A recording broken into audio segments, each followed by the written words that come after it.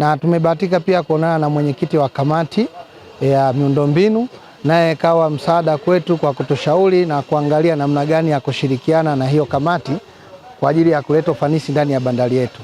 Tunajua kuna changamoto kama uwepo wa foleni bandarini, uwepo wa mizigo kutoka kwa wakati, lakini pia tumeangalia njia nzuri ambayo itasaidia kupunguza hiyo foleni, na ikiwepo na utashi wa wanasiasa na utashi wa kisiasa. Yote hayo tunaamini kama yalivyopokelewa, kama yataenda kuwekewa kwenye mtazamo wa utendaji, muda si mrefu bandari ya Dar es Salaam itakuwa sehemu rafiki kwa ajili ya kuleta mizigo na kufanya shughuli zingine.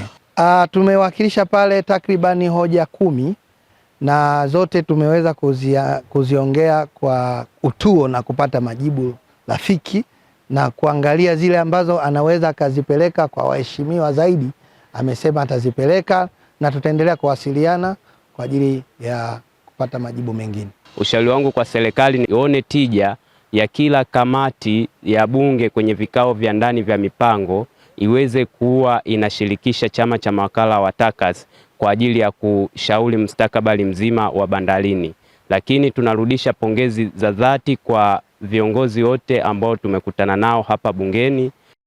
Dhumuni letu kubwa la ujio wetu bungeni leo ilikuwa ni kuja kumshukuru Spika pamoja na wabunge wote baada ya Government Note namba 487A kupitishwa mwaka jana kwa ajili ya kuwaruhusu na kutoa fursa kwa wazawa kuweza kufanya kazi ambazo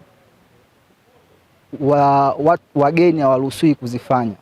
Sisi mawakala wa forodha, sheria ile imetugusa sana na inatulinda kwa kweli kwa kuweza kutengeneza biashara zetu ili ziwe na uchumi mkubwa.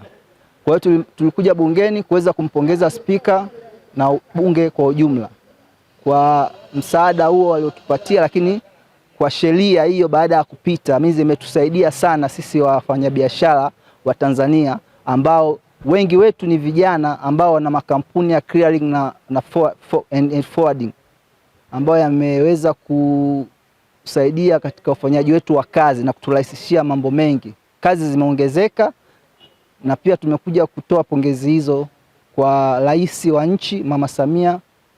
Kwa maana hiyo tukiendelea kama nchi kuisimamia sheria hii isimamiwe ipasavyo bila kuleta ujanja wote, ili iweze kuajiri vijana wengi zaidi, na ina uwezo wa kuleta mitaji mikubwa sana kwa vijana wa Tanzania.